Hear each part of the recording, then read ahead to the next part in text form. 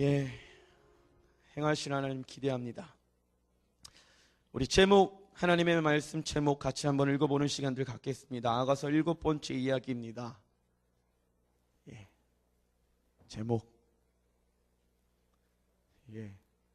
주보에 나와 있는데 같이 한번 크게 한 마음과 한 목소리로 읽어보겠습니다. 아가서 7번째 이야기 시작. 더 깊은 곳으로 초대하시는 예수님이라는 제목을 가지고 하나님의 말씀을 듣는 시간들 갖겠습니다. 제가 저번 시간에 이 신부의 마음 가운데 7절을 보게 되어지면 예루살렘의 딸들아 내가 노루와 들사슴을 두고 너희에게 부탁한다. 내 사랑이 원하기 전에 흔들지 말고 깨우지 말지니라 라고 이야기를 하면서 이 신부의 마음 가운데 원하는 것이 있었어요. 그것은 무엇이었냐면 그 하나님이 잔치 가운데 이 신부를 부르고 계시거든요. 이 신부는 너무 좋은 거예요. 하나님, 내가 계속 여기 있고 싶어요. 내가 주님과의 인격적인 교제와 관계 안에, 사랑 안에 내가 머물러 있길 원합니다. 어느 누구도 나에게 와서 흔들어 깨우지 않았으면 좋겠어. 난 지금이 너무 좋아요, 주님. 내가 그 주님의 사랑과 깊이와 넓이와 높이를 더 경험하게 하여 주십시오. 성령님 나와 함께하고 계시는데 내 마음이 주님께로 더 깊이 향하게 하여 주시옵소서 라는 고백을 제가 저번 시간에 신부의 영성 2번째 이야기를 통해서 말씀을 해드렸습니다. 그래서 떠나고 싶지 않은 거예요. 예수님께서도 이 마르다에게 동생 마리아의 모습을 보면서 이런 얘기를 하죠. 마르다가 어려워해요. 남들은 지금 예수님의 발 앞에 다 있어도 괜찮은데 동생 마리아는 좀 내게 와갖고 도와주면 좋잖아. 예수님, 마리아한테 좀 내게 와갖고 도와주라고 얘기해주면 좋을 것 같아요. 그런데 주님은 사실 배고프지가 않으시거든요. 아마 마리아에게 마리아 내가 배고프다라고 하면 마리아는 즉각적인 순종을 했을 것입니다. 나 배고프지 않은데 왜 어렵니 네가? 난 배고프지 않은데 배고프지 않은데 네가 어려울 이유가 없는데. 마르다의 만족인 거예요. 예수님을 섬기고 싶어하는 그 마음, 열정 너무나도 귀하죠. 근데 그 마르다를 보면서 예수님이 말씀하셔요. 마르다야, 가장 좋은 것 하나를 네가 선택했으면 좋겠어. 그것은 무엇인지 아니? 마리아처럼 예수님의 발 앞에, 나의 발 앞에 나오는 것이야. 그게 가장 좋은 것이야. 그것을 너가 선택하는 자가 되어줬으면 좋겠단다. 이것저것 많은 일들을 너가 행하는 것이 아니라 내가 아무것도 안 해도 네가 내 발 앞에 와 있는 것만으로도 나는 만족한단다. 너는 나의 사랑하는 어여쁜 자니까. 근데 중요한 건 뭔지 아니? 이 마리아는 나의 사랑을 알기 때문에 내가 어디든지 가자고 얘기하면은 이 마리아는 어딘지 갈 수 있는 사람이란다. 자신의 가장 중요한 것을 예수님의 발 앞에 내어드릴 수 있는 사람이 누구였죠? 마리아였거든. 자기가 결혼할 자금을 예수님의 발 앞에 내려놓죠. 그래서 마르다보다 더 뜨거운 열정이 있었어요. 더 뜨거운 주님을 섬기고자 하는 사랑의 마음이 있었어.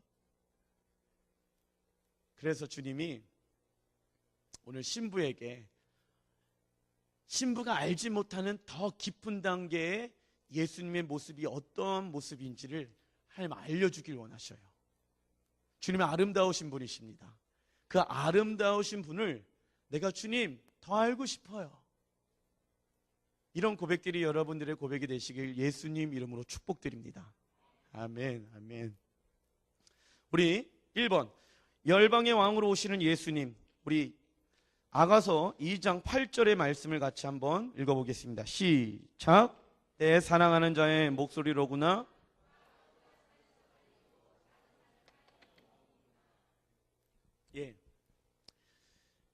잔치집에 있는 상황이에요. 주님의 사랑의 음성을 듣는 시간들을 이 신부는 갖게 되어집니다. 사랑하는 여러분들, 여러분들도요 주님의 그 사랑의 메시지를 들으시는 여러분들 되시길 예수님 이름으로 축원드립니다. 이것이 다른 어떠한 사람의 음성으로 들려지는 것이 아니라 누구의 메시지로요? 나의 메시지로. 주님이 나에게 사랑한다고 말씀하시는데 가장 어여쁜 자라고 말씀하시는데 그 어여쁜 자라고 말씀하시는 나의 목소리를 듣길 원하시는 그 음성이 이 신부에게만 경험되어지는 것이 아니라 여기에 있는 사람들도 나도 그 주님의 사랑의 메시지의 음성에 듣길 원해요. 할렐루야. 신부와 같은 그 주님의 음성을 듣길 원합니다. 소원합니다. 오늘 이 시간 그 음성을 들으시는 여러분들 되시길 예수님 이름으로 축원드립니다. 그런데요, 1장의 모습들을 보게 되어졌을 때는요, 이 신부는요, 그 예수님의 모습이 어떤 모습이었냐면 첫 번째는 선한 목자였어. 그래서 그 목자들 가운데 나아가라라고 얘기합니다. 아, 주님은 선한 목자구나.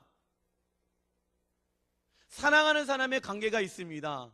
그러면 사랑하는 사람이 있다고 하면은 좋은 모습들을 사랑하는 사람에게 보여주고 싶어 해요. 그죠? 자매님들은 더 이쁜 얼굴을 사랑하는 남자에게 보여주고 싶어 합니다. 그리고 남자들도 더 멋진 모습들을, 더 용감한 모습들을, 더 어떠한 업적을 이루는 모습들을, 또 그 사람이 나를 알지 못하고 있는 준비되어져 있는 것들, 멋있는 모습들을 준비합니다. 사랑하는 사람들에게는. 마찬가지처럼 주님도 마찬가지예요. 주님은 선한 목자로만 이 신부가 알고 있었어요. 그리고 두 번째는 사랑이 많으시는 아버지의 모습을 그 신부는 알고 있었습니다.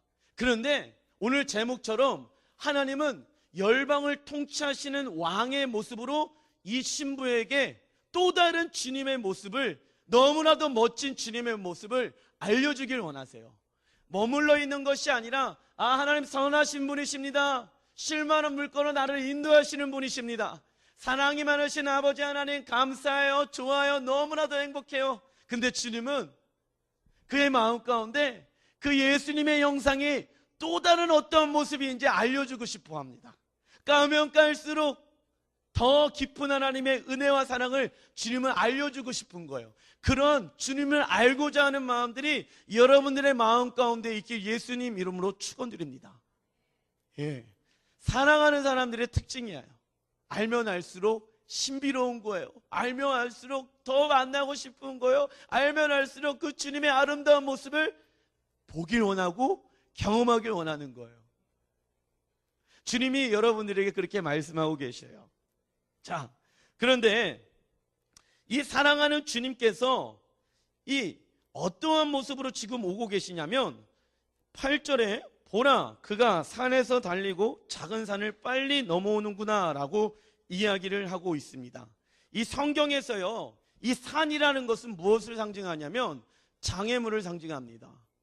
예수님께서 급하게 달려오는 모습들을 이 신부는 보게 되어집니다. 그런데 그 예수님의 삶 가운데 높은 산이 있대요. 높은 산들이. 예수님이 막 달려오는데 예수님의 앞에 높은 산이 지금 지키고 있다는 거예요. 근데 그 높은 산도 예수님은 스스럼 없이, 두려움 없이 급하게 뛰어서 지금 넘고 있는 모습을 이 신부는 보게 되어집니다. 이 모습 안에 왜 예수님이 급하게 이 신부를 향해서 지금 달려오고 있는지를, 이 신부의 두 가지 모습을 우리는 볼 수가 있어요. 첫 번째는 무엇이냐면 주님이 우리를 향해서 사랑의 마음으로 지금 급하게 달려오시는 거예요. 예수님의 앞에 높은 산이 있습니다. 그 높은 산이 무엇입니까? 장애물이에요. 예수님 앞에 있어서 가장 어려웠던 장애물이 뭔지 아십니까? 죽는 것이었거든요. 이 죽음의 의미는 제가 저번에도 말씀을 드렸습니다. 십자가에서 못 박이시고 옆구리에 창을 찔리는 이 죽음의 의미는 단순히 우리가 패션 오브 크라이스트 이 영화에 담겨져 있는 예수님 너무 아프시겠다 이런 이미지가 아니에요. 영원 전부터 함께 계셨던 하나님과 예수님과 성령님은 영원 전부터 함께 계셨어요. 단 한 번도 떨어진 적이 없으셨던 분. 이 예수님에게 가장 두려운 높은 산 장벽은 무엇이었냐면 죄의 쌌은 무엇일까요? 사망이에요. 예수님은 죄인으로서 자기가 죽어야 돼요. 왜? 그 죽음을 통해서 우리가 하나님의 관계 가운데 더 깊어지길 원하기 때문에. 그런데 하나님과 예수님과 성령님과의 무엇을 의미냐면 십자가는 단절된 것을 의미하거든.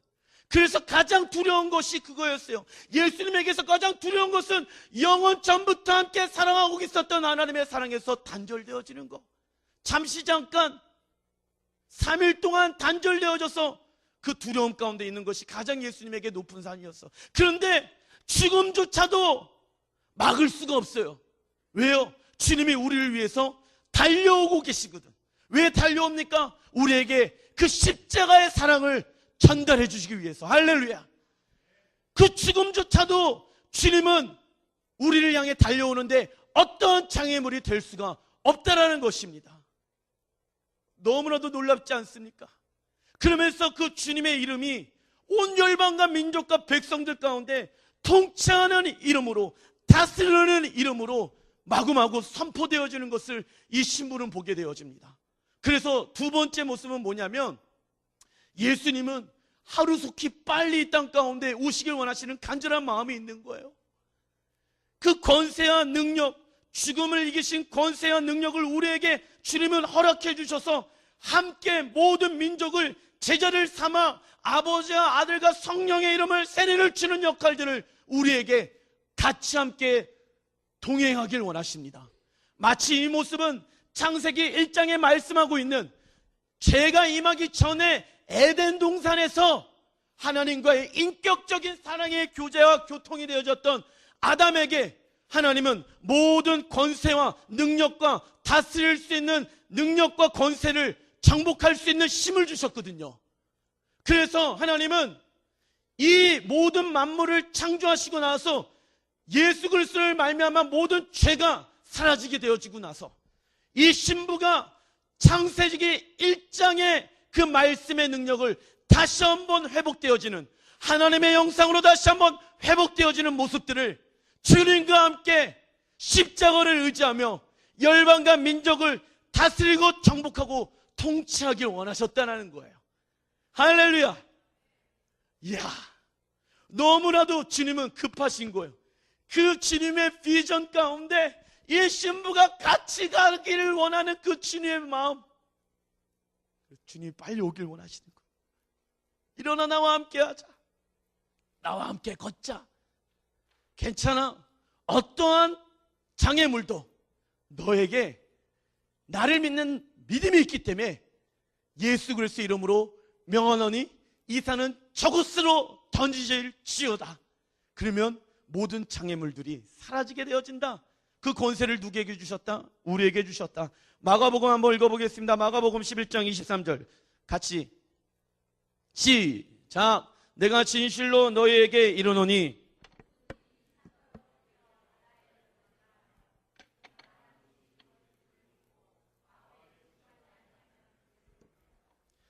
우리의 삶 가운데도 마찬가지예요. 주님 뭐라고 말씀하십니까? 산이 있다는 거예요.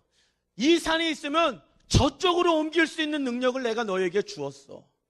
내가 예수 그리스도의 십자가를 통해서 믿음의 능력을 내가 너에게 심겨놨단다. 너의 삶 가운데 예수님께 나가는 데 있어서 어떠한 것이 큰 장애물로 너의 삶을 가로막고 있니? 그것을 믿음으로 예수 그리스도 이름으로 명하노니 이 산은 저쪽으로 사라질지어다.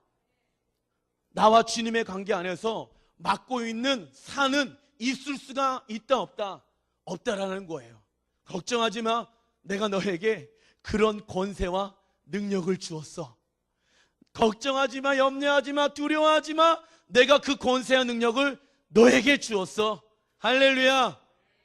권세를 우리에게 주신 거예요. 와우. 주님이 부르시는 모습들, 신부를 향해서 너무나도 은혜롭지 않습니까?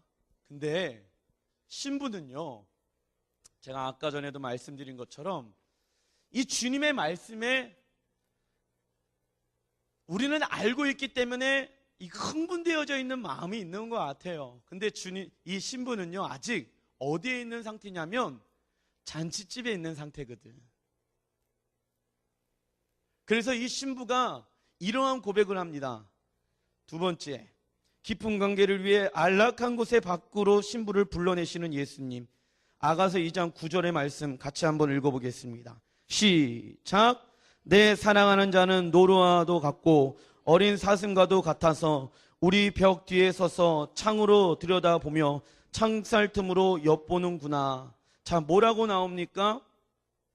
내 사랑하는 자는 노루와 같고 어린 사슴과도 같아서 우리 벽 뒤에 서서 라고 이야기합니다. 자, 보십시오. 잔치집이 있어요. 이 잔치집 안에 우리라는 것은 복수를 의미하는데 성령님이 잔치집으로 그 신부를 이끌어냈거든요. 그래서 성령님과 함께 있는 상태예요. 너무나도 좋은 상태야. 너무나도 행복한 상태야. 잔치집에 있는 상태예요. 그런데 주님이 서서 기다리고 있다라고 얘기하면서 창 밖에서 창틀을 바라보시면서 이 신부를 지금 부르시고 계시는 거예요. 이건 무엇을 의미하냐면 주님이 나에게로 나왔으면 좋겠어. 내가 지금 열방을 통치하는 왕의 권세를 내가 너에게 보여줬잖아. 내가 너에게 알려줬잖아. 같이 동참했으면 좋겠어. 그런데 주님이 기다리고 계시는 거예요. 왜냐하면 이 신부는 그 주님의 말씀하시는 거에 좀 어려웠던 것 같아요. 주님, 밖에 나가면요 또 포도원 주기로 일해야 되고요. 주님, 또 밖에 나가면 또 힘든 일도 많게 되어질 것인데 저는 그냥요 주님과 함께 잔치집에 있었으면 좋겠어요. 그런데 주님이 뭐라고 말씀하시냐면 서서 있으며 라고 이야기하고 있어요. 서서 있으며. 이 영어 성경을 보게 되어지면 이 서서 있다는 것은 move, 움직이기 바로 직전인 거예요. 만약에 이 신부가 이 문 밖으로 나오게 되어졌을 때 주님은 열방과 민족과 나라를 통치하시는 그 능력을 신부와 함께 다스리는 권세를 주기를 원하셨거든요. 그런데 이 신부는 두려운 게 있어요. 아직 나가고 싶지 않은 거야. 나 여기 있고 싶어요. 나 그냥 여기에서 머물러 있으면 안 될까요? 주님, 그런 데는요 저기 안재호 목사님이랑 데리고 가십시오. 그분 보면요 물불을 안 가립니다. 그런 거는 주님 안재호 목사님이랑 하시고 목사님이나 선교사님들 이런 특별한 분들만 하시면 되잖아요. 제가 굳이 그렇게 할 수 있을까요? 이러한 얘기를 이 신부가 고백하는 거예요. 그러다 보니까는 주님은 여러분들 그거 아십니까? 주님은 이러한 고백을 하더라도 주님은 절대로 거절감을 느끼시는 분이 아니십니다. 주님은 절대로 상처 같은 거를 받지 않으십니다. 왜인지 아세요? 우리를 사랑하는 마음이 더 크기 때문에 그래요. 우리를 기대하는 마음도 있지만은 기대하는 마음보다 사랑하는 마음이 더 크기 때문에 주님은 거절감 같은 거를 경험하지 않습니다. 제가 여러분들에게 드리고 싶은 얘기가 한 가지가 있습니다. 저희 아들이 있어요. 아들이 있는데 제 아들이 저한테 제 생일이 오게 되어집니다. 생일을 아무것도 안 해줘요.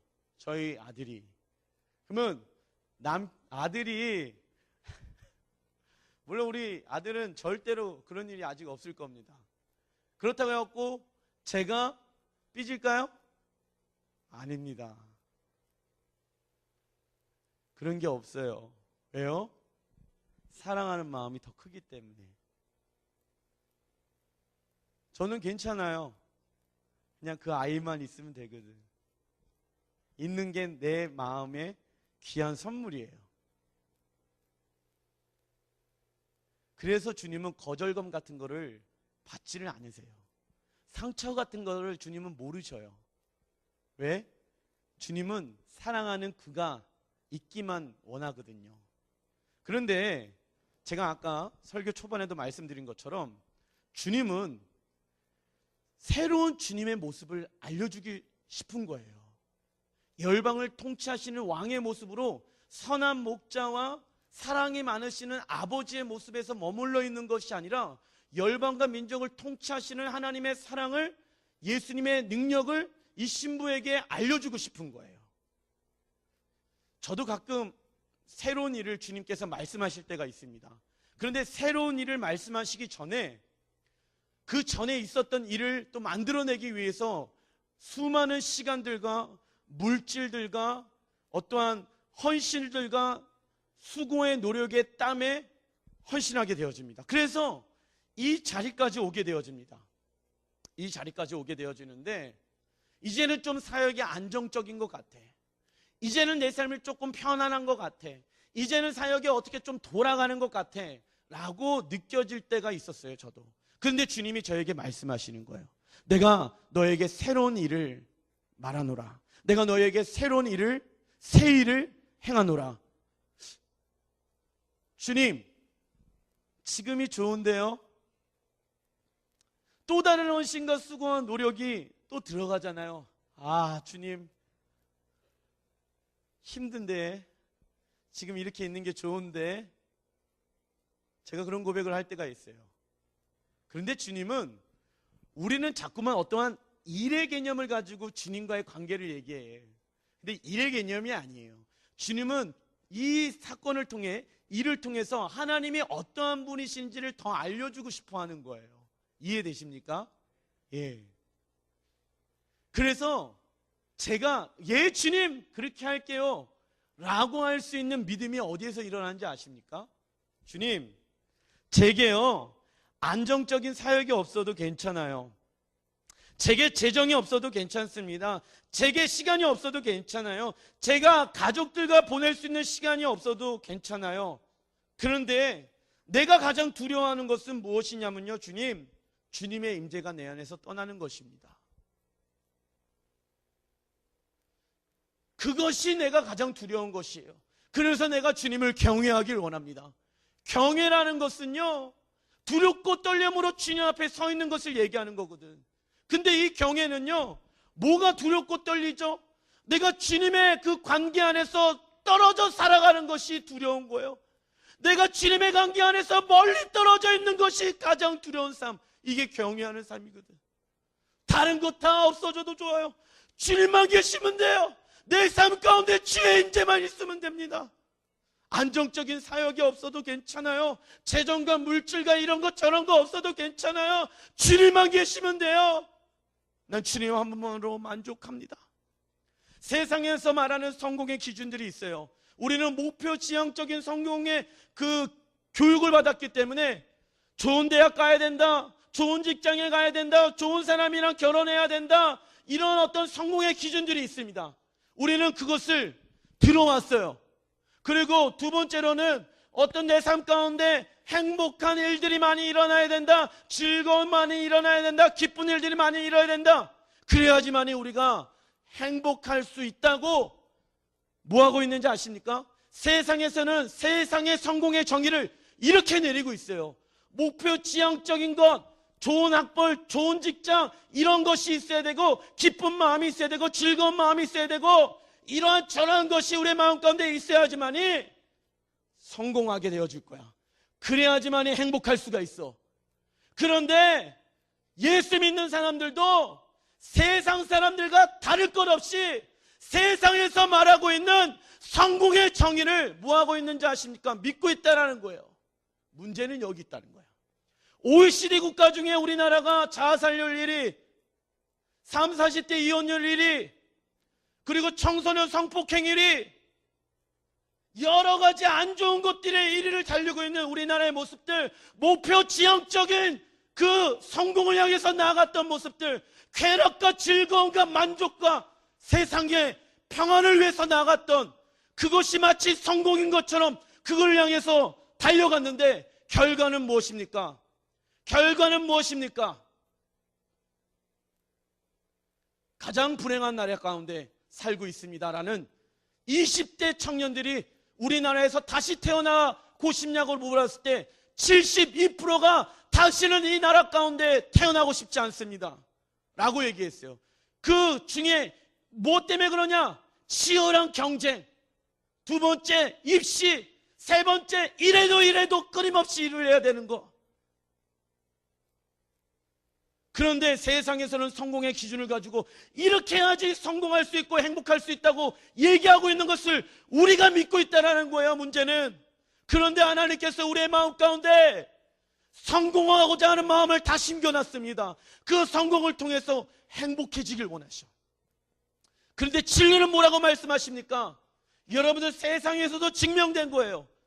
가장 경제적으로 힘든 나라일수록 행복 지수가 가장 높습니다. 이게 리서치로 나온 거예요. 전 세계 리서치로. 무엇을 의미합니까? 없으면 없을수록 행복한 삶을 살아갈 수가 있다 없다. 자신 있게 있다 없다? 있다라는 증명이 나타나는 거니까. 그 증명을 우리는 믿어야 돼요. 돈 있는 사람이 있습니까? 그러면 다 팔고 주님 앞에 뭐 헌금하고 그런 얘기가 아니에요. 돈과 명예와 부와 이런 것이 있으니까 그거를 내게 아니거든. 누구의 것이에요? 주님의 하나님의 것이에요. 시간과 물질과 재능과 능력 하나님의 나라와 영광을 위해 사용하게 하여 주시옵소서. 축복하여 주시옵소서. 내 삶의 성공의 기준이 여기에 있게 하여 주시옵소서. 그러면 그 삶을 하나님이 이끌어 가셔요. 돈과 명예를 가지고 있어서 행복함을 경험하는 것이 아니라 무엇 때문에? 주님께 있기 때문에 주님 한 번으로 나는 만족할 수가 있다니까. 여러분 믿으십니까? 그래서 주님 앞에 내어드려야 되는 거예요. 내가 없으면 없을수록 주님은 나를 다스리시고 통치하시고 천국에서의 예배를 이 땅에서도 예배드릴 수가 있게 되어지니까. 시간 물질 나의 것이 아니에요. 주님의 것이에요. 그러면 그 사람의 삶이 어떻게 되어지는지 아십니까? 예수 그리스도로 말미암아 행복한 삶을 살아가게 되어질 수가 있다는 거예요. 주님이 원하시는 것은 이거예요. 신부에게. 근데 이 신부는 두려움의 마음이 있습니다. 걱정의 마음이 있는 것 같습니다. 2장 10절 같이 한번 읽어보겠습니다. 시작. 나의 사랑하는 자가 내게 말하여 이르기를. 자, 이 신부의 연약함을 주님이 알고 계셔요. 그런데 여러분들 보세요. 나의 사랑하는 자, 나의 어여쁜 자야, 일어나 함께 가자라고 말씀하시잖아요. 저 같으면 저희 주원이가, 저희 아들이 주원아 빨리 옷 입자 한번 얘기합니다. 그러면 주원이가 잠깐만 아빠 잠깐만. 그러고 나서 알겠어, 옷 입자. 5분 지났습니다. 잠깐만 내가 할 일이 있어. 아빠 잠깐만 기다려봐. 주원아, 우리 주원이가 가장 두려워하는 게 뭔지 아십니까? 공포의 하나 둘 셋. 하나 둘 셋 하면 뭔지 알지? 셋 하면 뭐야? 셋하지 마. 아빠 셋하지 마. 그런 얘기를. 아빠 그만. 셋하지 마. 셋하면 뭐가 오는지를 알거든. 공포에, 우리 아들이 가장 힘들어하는 공포의 하나 둘 셋. 하나 둘. 아빠 잠깐만 옷 입을게요. 이게 협박하는 거거든요. 협박. 근데 주님은 우리의 연약함을 알고 계시는데 뭐라고 말씀하는지 아세요? 나의 사랑하는 자야, 나의 어여쁜 자야. 떨어질 뻔했다. 나의 사랑하는 자야, 나의 어여쁜 자야 라고 말씀하시는데 이게 중요한 거거든요. 이게 중요한 거야. 너의 마음의 정체성은 뭐가 있는지 아니? 너는 나의 사랑하는 자녀란다. 너는 나의 보배롭고 존귀한 자녀란다. 너는 나의 아름다운 자녀란다. 너가 이 마음이 잃어버리지 않았으면 좋겠단다. 너가 이 마음을 놓치지 않았으면 좋겠단다. 이것이 너가 이 세상을 살아갈 수 있는 정체성이야, 아이덴티티야. 이것이 너의 삶의 능력이 되어지는 거야. 근데 우리는 너무 급해. 제가 주원이한테 이런 적은 한 번도 없는 것 같아요. 하나 둘 이렇게만 잘하지, 나의 사랑, 나의 어여쁜 자야, 빨리 옷을 입으렴, 그렇게 얘기한 적은 한 번도 없는 것 같아요. 주님은 기다리고 계시는 거예요. 급하시지 않으시는 분이에요. 조급해하지 아니하시는 분이세요. 주님은 굉장히 젠틀하신 분이세요. 그러니까 어떻게 해요? 창문에 이렇게 보면서 기다리고 계시잖아요. 요한계시록에 뭐라고 얘기합니까? 우리의 마음의 문을 두드리고 계시는 주님. 그러면 주님은 문을 부술 수 있는 능력이 있을까요? 없을까요? 있는데도 불구하고 그가 사랑의 마음으로 나오길 원했거든. 걱정하지 마, 사랑하는 나의 어여쁜 자야, 일어나 함께 가자. 너가 나오기만 해봐. 너가 지쳐하고 있고 힘들어하고 있을 때 내가 너를 업어줘서 내가 너와 함께 달려갈 것이고, 너가 뭔가 좀 쉬고 싶어하는 그 시간 가운데 있으면 내가 지금의 너가 경험하고 있는 잔치집보다 더 깊은 잔치집 가운데 내가 너를 초대할 것이다. 너 노아리 걱정하지 마. 내가 나를 위해서 달려가자 하는 마음이 있다고 하면 내가 너와 함께 힘껏 달려갈 것이야. 내가 너에게 독수리 날개쳐 올라가는 새 힘을 줄 거야. 일어나 함께 가자. 잃어버리지 말아야 될 것은 뭔지 아니? 나의 사랑하는 자, 나의 어여쁜 자. 나의 사랑, 나의 사랑, 나의 어여쁜 자야. 일어나 함께 가자. 주님이 원하시는 것은 뭔가 급한 마음이 아니에요. 주님이 원하시는 것은 우리를 사랑하는 자로, 우리를 어여쁜 자로, 아름다운 자로 여기고 계신다는 것이에요. 이것이 우리의 삶에 무엇이 되어야 하는지 아십니까? 정체성이 되어야 돼요. 근데 많은 사람들이 내가 주님의 말씀에 순종하지 못했기 때문에 주님 앞에 나아가지 못하게 되어집니다. 아, 내가 이런 죄를 범했는데, 내가 이런 모습이 있는데 주님이 정말 나를 사랑하실 수 있을까? 정말 내가 주님 앞에 인정받을 수 있는 존재인가를 생각해요. 아이들이랑 부모님이랑도 멀어지는 이유가 뭔지 아십니까? 어렸을 때 힘으로 제압하게 되어집니다. 그러니까 아이들이 크게 되어졌을 때 부모님이랑 친해지지 않는 이유가 거기 있는 거예요. 그런데 그 아이를 인정해주고 사랑한다고 얘기해준다고 하면은 그 아이는 커서도 부모랑 친한 관계를 유지할 수가 있거든요. 그런데 뭔가 하나님 앞에 벌 받을 것 같아. 내가 이 상태, 이 모습을 가지고 하나님 앞에 나아가면은 본인 스스로 하나님에 대한 거절감이 있게 되어져요. 정말 나를 사랑하실까? 왜? 우리 부모님은 완벽한 걸 요구했거든. 항상 1등이 돼야 되고, 잘못하면 안 되고, 잘못하면 하나 둘 셋이거든. 벌 받을 것 같거든. 주님은 절대로 그러신 분이 아니세요. 얼마나 젠틀하세요. 창문에 숨으셔서 이렇게 보면은 부담스러우니까 신부가 얼마나 부담돼. 갑자기 주님이 이러고 있으면 부담돼요, 안 돼요? 그러니까 창살에 엿보고 계시는 거예요. 나왔으면 좋겠는데. 제가 말하는 톤으로 주님은 절대 말씀 안 하십니다. 제가 지금 급해가지고 좀 목소리를 계속 높여서 피치가 빨라지는데, 나와. 좋은 말 할 때 나와. 내가 너를 사랑하는 자로, 어여쁜 자로 말하고 있단다. 부르고 있단다. 주님 우리 부르고 계셔요. 그런데 주님은 왜 높은 곳으로 나아가자라고 얘기하는지 아십니까? 주님은 높은 곳에서 하나님의 사랑을 알려주길 원하시거든. 높으신 하나님의 사랑, 기쁘신 하나님의 사랑, 넓으신 하나님의 사랑을 주님은 신부에게 알려주고 싶은 거예요.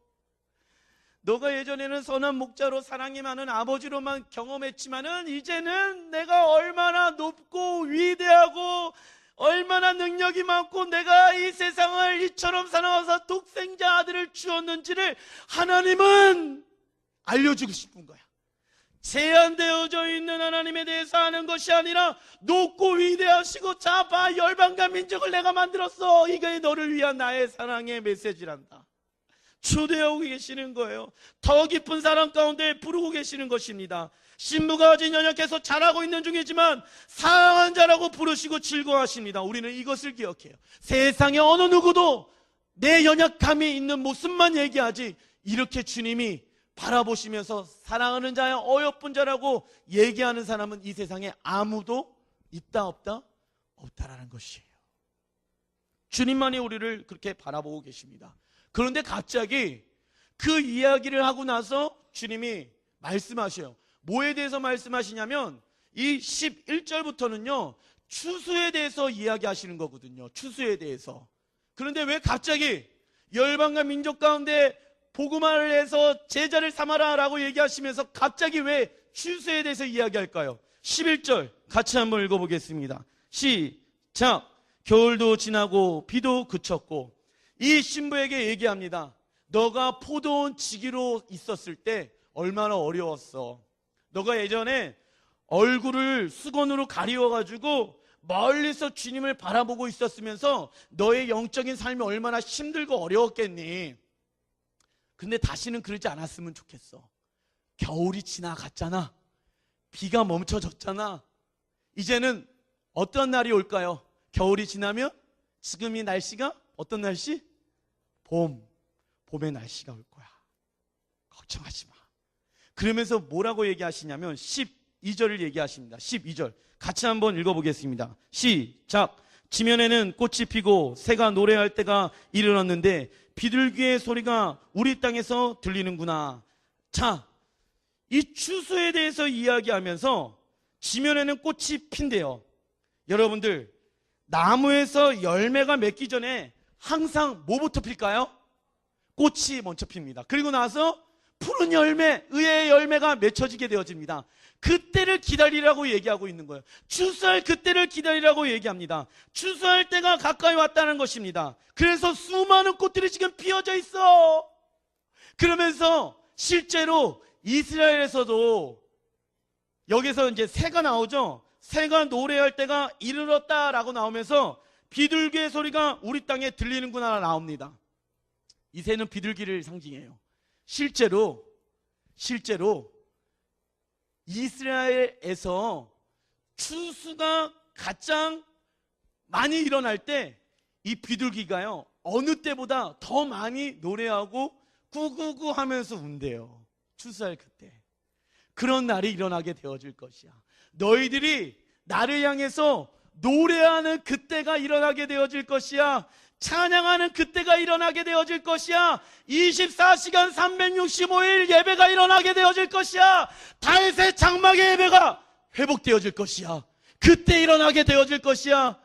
와우, 주님께서 말씀하시는 거예요. 와우, 추수할 그때 하나님께서 신부에게 말씀하시는 거예요. 그런데 열방을 함께 제자화하자라고 얘기하는 것도 부담스러운데 갑자기 마지막 때에 대해서, 추수할 때에 대해서 더 부담되는 얘기로 주님은 드리길 원하실까요? 아니에요.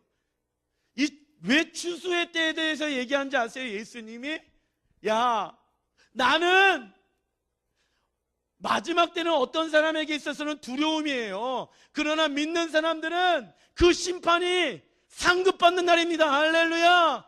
기쁜 날이야, 그날은. 그러니까 이 마지막 때 추수할 때가 언제예요? 신랑과 신부가 뭐하는 날?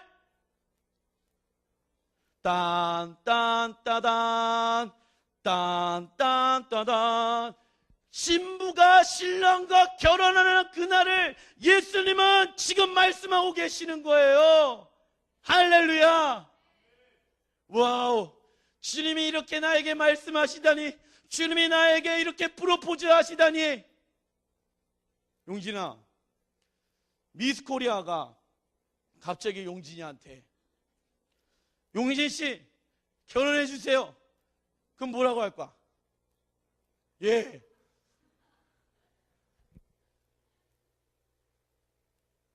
내가 할 말이 없다. 무슨 말을 하려다가 네가 어이없이 얘기해갖고 내가 가만. 주님이 이렇게 말씀하시는 거예요. 그런데 신부가 이렇게 얘기하고 있는 거야. 안 할 거예요.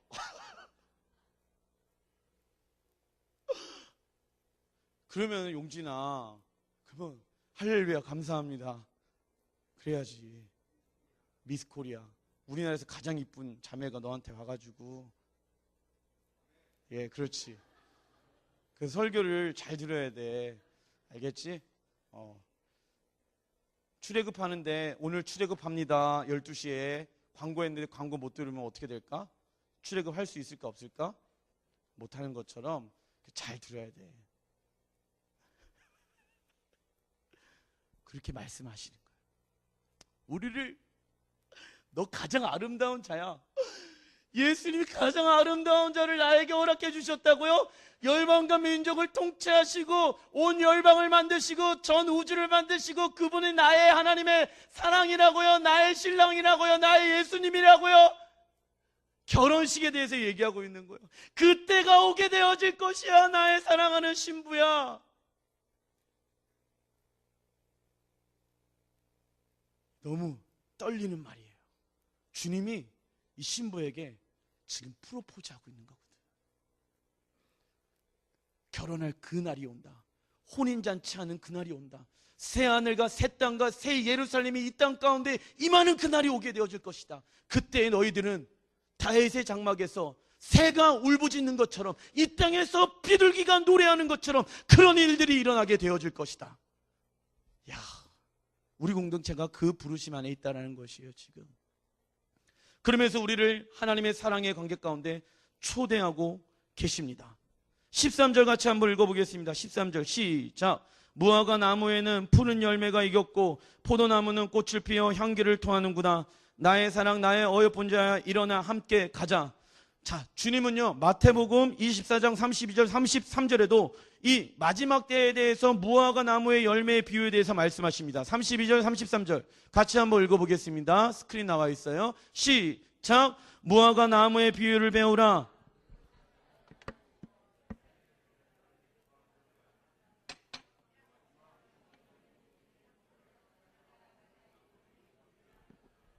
주님은 이제 봄이 오고 있단다. 꽃이 피게 되어지면 푸른 열매들이 맺히게 되어질 것인데, 열매를 통해서 너희들의 삶이 주님께서 예비해 놓으신 그 대추수의 부흥을 경험하는 때가 오게 되어질 것이다. 그 안에 너희들의 그 주님과 함께 동행함이 얼마나 익사이팅한지, 얼마나 즐거운지, 얼마나 기쁜지. 주님은 절대로 재미없으신 분이 아니세요. 주님은 절대로 재미있으신 분이십니다. 믿으십니까? 절대로 주님은 즐기기를 원하시는 분이세요. 그래서 익사이팅한 새로운 것들을 막 나에게 말씀해주고 싶은 거예요. 그 일에 주님이 우리를 동역자로 부르고 계시는 것입니다. 함께하길 원하십니다. 많은 사람들이, 어떤 아이들이 이런 얘기를 합니다. 목사님, 마지막 때가 되어지면 그때 믿음으로 살게요. 지금 세상의 것을 좀 누리면서 살고 싶은데요. 제가 그런 사람들에게 얘기합니다. 마지막 때에 믿음을 만들어낼 수 있는 것은 now, 지금 그렇게 살아가지 못한다면 그때 그 믿음은 갑자기 생기는 것이 아니야. 갑자기 믿음이 생겨서 마지막 때를 살아갈 수 있는 능력을 가질 수 있는 것이 절대 네버 아니야. 지금의 순종을 통해서 그때를 살아갈 수가 있게 되어져. 주님은요 우리에게 말씀하시는 거예요. 프로포즈 하는 거예요. 지금 신부에게 잔치집에 나와서 더 좋은 집이 있어, 기도하는 집이 있어, 예배하는 집이 있어, 나와서 함께 갔으면 좋겠단다. 프로포즈 하는 거예요. 주님, 내가 그 주님의 말씀에 입맞추게 해 주십시오. 근데 걱정하지 마. 그렇게 살아가는데 반드시 어려움이 와. 주님 알고 계셔요. 그게 다음 구절. 세상에서 큰 4번, 가장 안전한 곳 예수님의 십자가. 14절 같이 한번 읽어보겠습니다. 시작.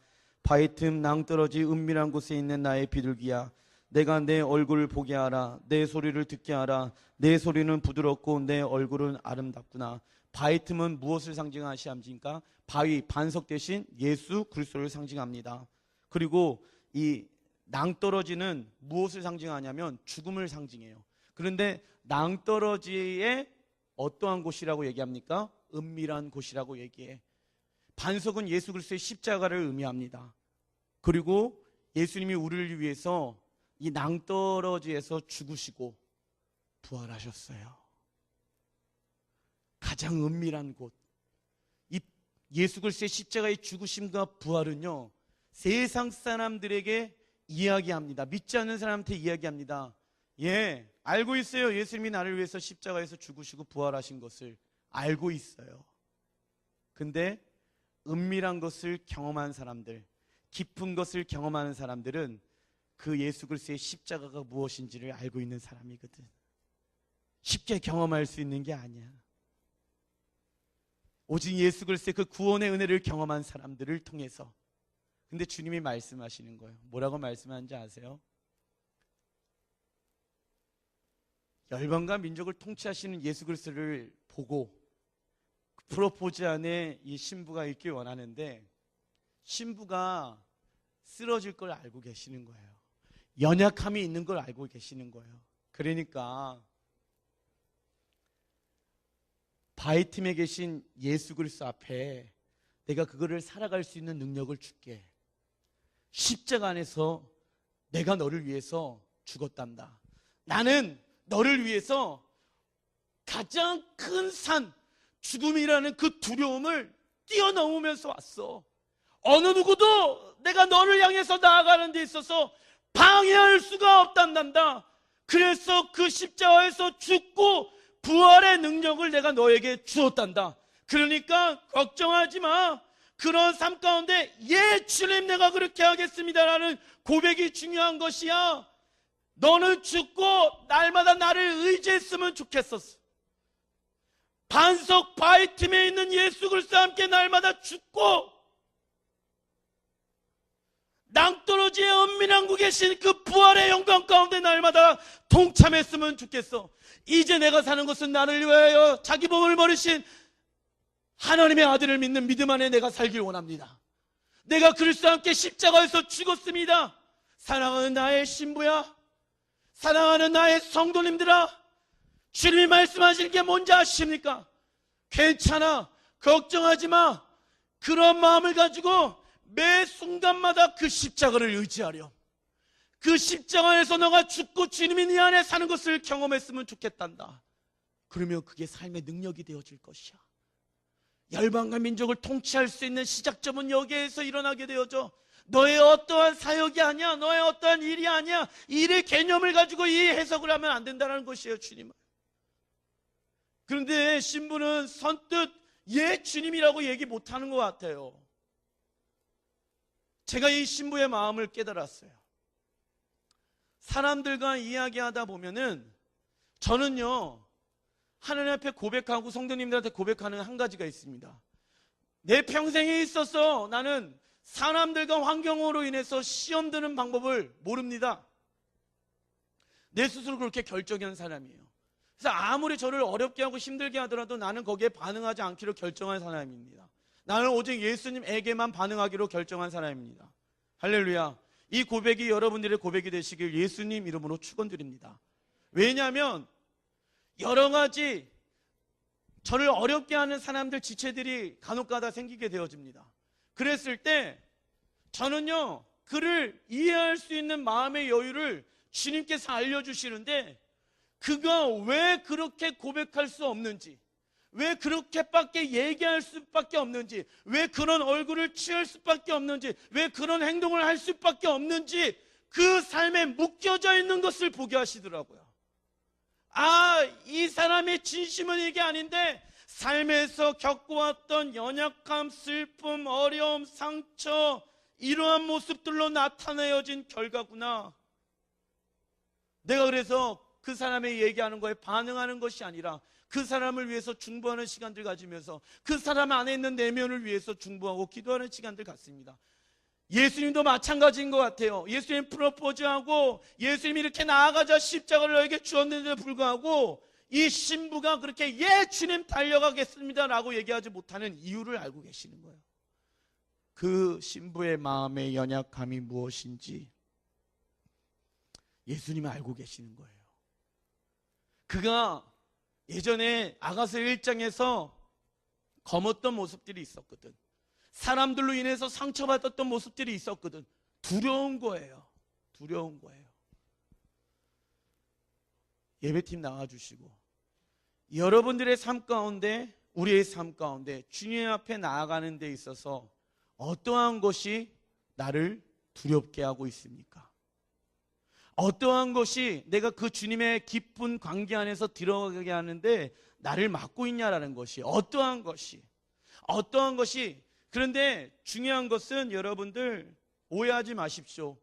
열방과 민족과 주님과 함께 그렇게 통치하는 삶을 내가 살길 원합니다라는 고백을 제가 여러분들에게 이야기한 게 아니에요. 지금 제가 여러분들에게 지금 드리고 싶은 것은 이 말씀을 묵상하면서 주님은 더 깊은 관계 가운데 지금 나를 초대하고 계시는데 내가 무엇이 두려워서 나가지 못하고 있는가? 무엇이 나를 지금 그냥 안전한 곳 가운데 있길 원하게 하는가?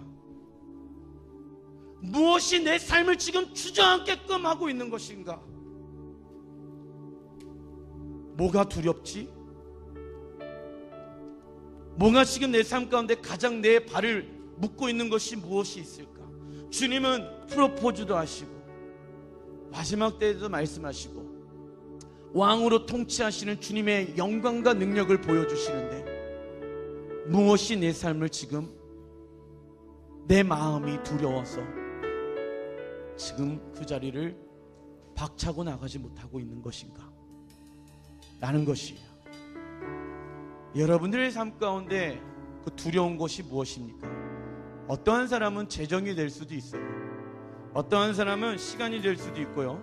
어떠한 사람은 자녀들이 될 수도 있고, 어떠한 사람은 내가 놓지 못하고 있는 건강일 수도 있을 것 같습니다. 저도 이런 고백을 한 것 같아요. 주님, 그냥 여기 있고 싶어요. 주님, 그냥 여기 앉아서 나 주님과의 관계 가운데 있으면 안 될까요? 그냥 다른 사람들 보냈으면 좋겠는데요. 다른 사람들 통해서 역사하셨으면 좋겠는데요. 근데 주님은 아니야, 내가 너에게 말할 것이 있단다. 가정 가운데 네가 먼저 손 내밀었으면 좋겠는데. 어떠한 것이 여러분들의 삶 가운데, 우리의 삶 가운데 높은 산입니까? 용서하지 못하고 있는 사람이 있을 수도 있고요, 내려놓지 못하고 있는 어떠한 것이 있을 수도 있습니다. 무엇이냐는 거예요. 주님 기다리고 계셔요. 밖에서 기다리고 계셔요. 주님이 우리의 마음이 열릴 때까지. 주님 너무 오랫동안 혼자 두지 않게 하셨으면 좋겠습니다. 사랑의 부르심 가운데 우리를 초대하고 계셔요.